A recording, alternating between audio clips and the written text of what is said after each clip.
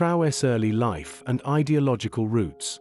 In the dusty, sun-baked village of Kera, nestled deep within the Bondakui department of western Burkina Faso, a child was born on March 14, 1988. No drums beat. No media stations reported it. The skies didn't open up to proclaim the arrival of a future president. Yet, beneath the silent stares of poverty-stricken villagers and the whispering winds of a troubled land, something extraordinary had begun.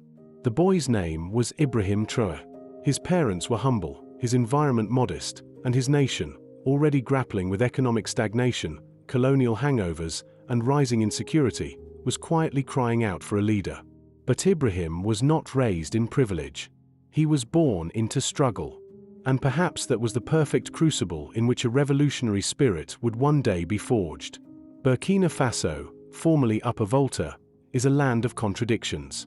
Rich in culture, pride, and resistance, but burdened by corrupt governments, resource exploitation, and insurgent violence.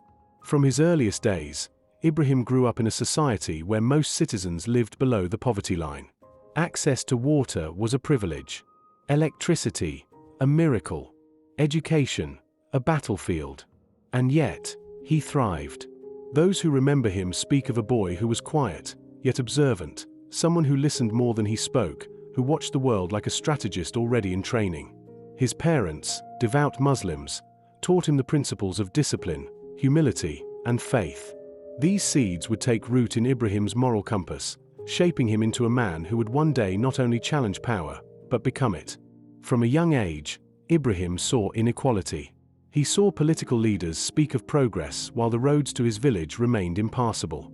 He saw foreign aid flow into the country while the people of Bondakui continued to eat one meal a day.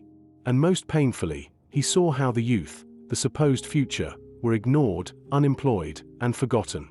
After completing his early education with impressive grades, IBRAHIM gained admission to the University of Ouagadougou, one of Burkina Faso's most respected institutions. There, he pursued a degree in geology. On paper, it was a step toward a professional career in the resource sector. In truth, it was the beginning of something far more potent. University life introduced IBRAHIM to a different kind of terrain, not geological, but ideological. It was here that he encountered movements that challenged the status quo, that whispered ideas of Pan-African unity, of independence not just in name, but in spirit. He joined two powerful student organizations that would alter his trajectory forever: the Association of Muslim Students and the radical Marxist group ANEB, the Association Nationale des Étudiants du Burkina. It was within ANEB that the rebel within IBRAHIM began to take shape. The organization, known for its anti-imperialist stance, radical critiques of capitalism, and deep alignment with the revolutionary legacy of Thomas Sankara, offered more than ideology, it offered purpose. Here, IBRAHIM learned that power was not meant to be begged for. It was meant to be taken, shaped, and used for the liberation of the oppressed. He didn't just attend meetings, he led them. He didn't just chant slogans, he began writing them. His leadership style was not loud or flamboyant. It was focused, decisive, and calculated. The traits that would one day define his presidency were already evident in his student activism: a disdain for corruption, a preference for simplicity, and an obsession with sovereignty. A nation without a future. By the time IBRAHIM graduated, the signs of national collapse were all around. Burkina Faso's political system was a revolving door of failed promises and broken leadership. Insecurity was spreading like wildfire, especially in the north. Armed jihadist groups were gaining ground, displacing thousands and destroying villages. The country was hemorrhaging, and no bandage seemed sufficient. In 2010, instead of taking a job in geology or joining the private sector, IBRAHIM Traoré made a different decision. He joined the Burkina Army. It was not just a career move, it was a calculated step toward a future he was beginning to envision.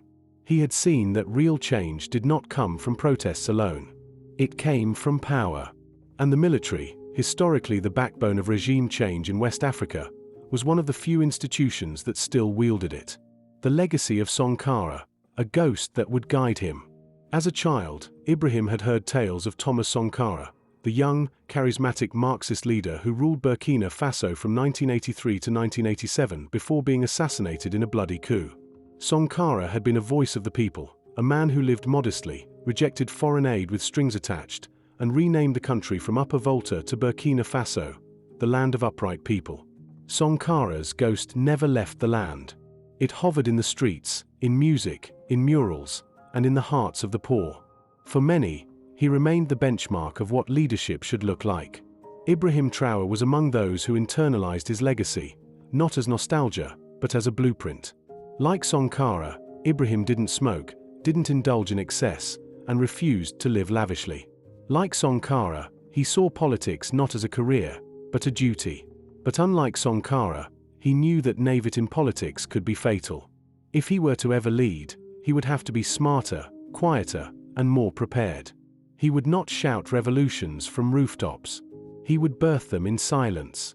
By the time Traoré completed his military training at the Georges Namono Military Academy in Po, he was no longer just a soldier. He was a man with a plan, a hidden architect of a new Burkina Faso. Every promotion he earned, every deployment he accepted, and every failure he witnessed only deepened his resolve. He didn't know when the moment would come, but he knew it would come.